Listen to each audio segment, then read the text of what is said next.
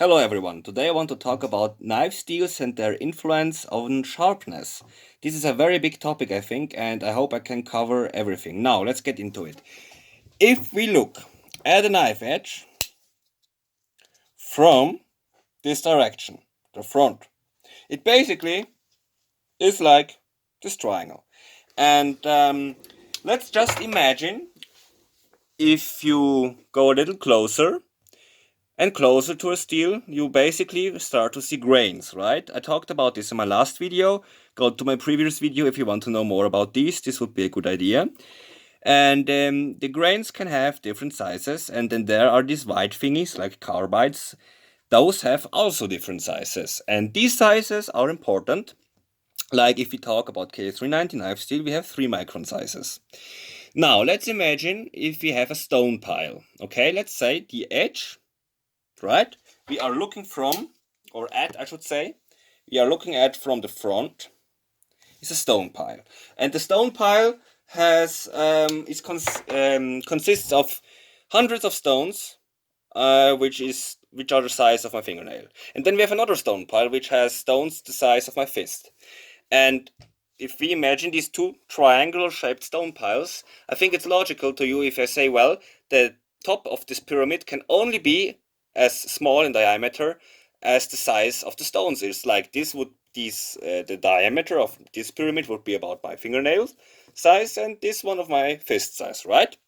Well, keep this analogy in mind, because now we're gonna make the transfer to knife steels and carbides in them. Now, again, carbides I cover in my previous video. Go back to and watch it if you're not sure what those are. Now, if you look at the knife edge again, that has been freshly sharpened, all the carbides, I hope this is not too cringy, but I found it funny, are happily sitting even and keen in a line at top of the edge. But when we start to cut stuff, like we wear down the knife edge, and naturally, depending on how wear resistant the steel is, like how hard the carbides are and how hard they are embedded in the steel, they start to fall out, right? And this is where it gets interesting, because the bigger the stones are, right, the bigger of a gap they leave behind when they fall out, when they are pulled out of the steel matrix, as we say. Like here, these white dots are in a matrix, a steel matrix. If you imagine something like D2 now, well, look at these carbides. Those are 50 microns and those are on 3 microns. By the way, this is why I don't like D2 steel and think it's not good.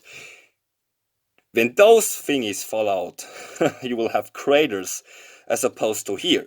So, yeah, this is a very big difference, and this has also a big influence on sharpness.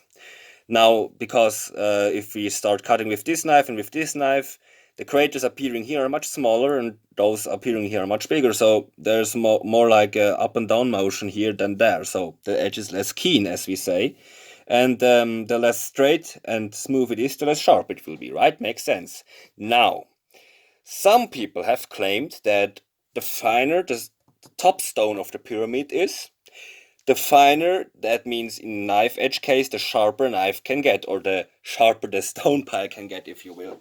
And if you say that you cannot cut through the stones, this is true.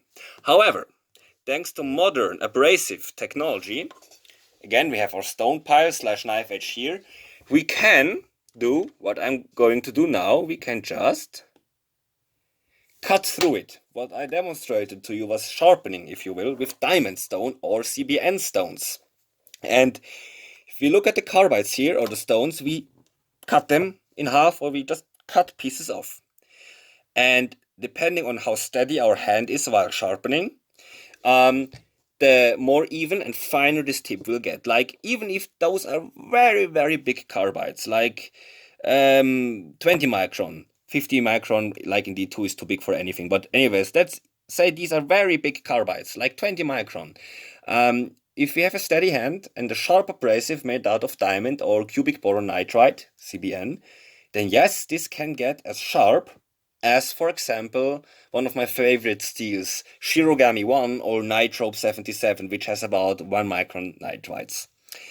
However, there's a big backdraw to this, because now we have these cut open, if you will, carbides.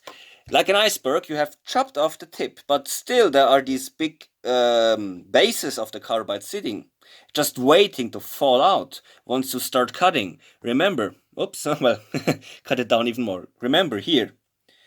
Now, even if we cut in half this big carbide here, the other half of it still will sit in the steel.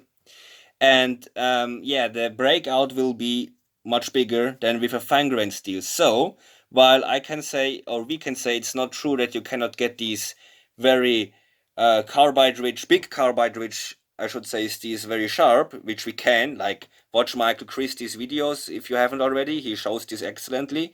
While the steels, well, while every steel can get really sharp, the time it needs to get dull is greatly different. Now, let me explain. We have a diagram here. We have here sharpness, attainable maximum sharpness, and time. And we have two steels here that couldn't be more different, like Nitrop 77, which has about 1 micron carbides. This is very fine. And CPM S125V, which, I don't know, but around 10 microns. In any case, much bigger than Nitrop. And if we look, CPM CPM 125V can get almost as sharp as Nitrop, but the sharpness drops very fast. But then it stays like, sharp forever. And for some applications, this is fine. Like, it will stay sharp at a 600 grit edge for a very long time. Like, you can bring it up to 15,000, 20,000, 40,000, 100,000, or even more, like when you use these slurries here on strops. You can do that, but no matter how fine you will get it and how finely you will cut the carbides, eventually it will break out very fast, and it stays sharp for a long time. Nitrop, however,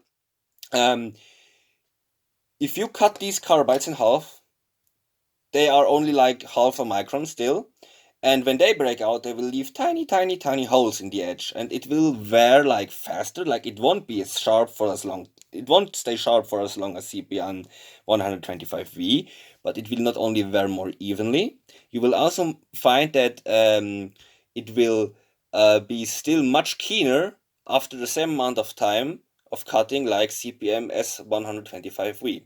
And guys, this is the reason why you cannot say, oh, this steel is better than this one. You always have to ask the question, what are you wanna do with it? Like, for some applications, Nitrop is much better than CPM S125V. For example, if I wanted to make a razor, a shaving knife for my face, I would take this knife and not this one. If I, however, wanted to make a knife like for, let's say, tons and tons of rope cutting, like for a sailor, I would give him this and finish it not as high because it won't do anything. I would just give it a 600 grit finish and he could be cutting rope all day. Some people are arguing, and there's a lot of logic behind the argument. They say, well, these steels are better for rope cutting than this because they have this natural aggressiveness to them. By the way, this natural aggressiveness is also very good for hair whittling. It has been said that the more hair, the more times you can whittle a hair, the sharper the knife steel is. Well, I would say this is not entirely true, because if you have a steel where the carbides are sticking out and are cut in half carbides, if you will, can get a better whittling effect than, let's say, very fine carbides that don't have to be cut in half. Like, if you compare some of my videos, on some I I try to whittle hair with a very fine steel. Oftentimes I just have to touch the hair and it falls to the ground. And with a coarser steel, I can whittle it. Now, well, both are very sharp because whittling a hair always requires a sharp edge, but I would say you still have a small difference in maximum attainable sharpness between a very fine steel and a coarse steel. But as it has been said by Michael Christie and others, I completely agree. Any steel can get very sharp, and there are only subtle nuances between a very fine steel and a very coarse steel. Like, unless we are talking D2, yeah, I really don't like it. This steel cannot get sharp for shit, sorry. But yeah, unless we go this way, yeah, every steel can get razor sharp, but fineness will dictate small nuances. Thanks for listening and goodbye.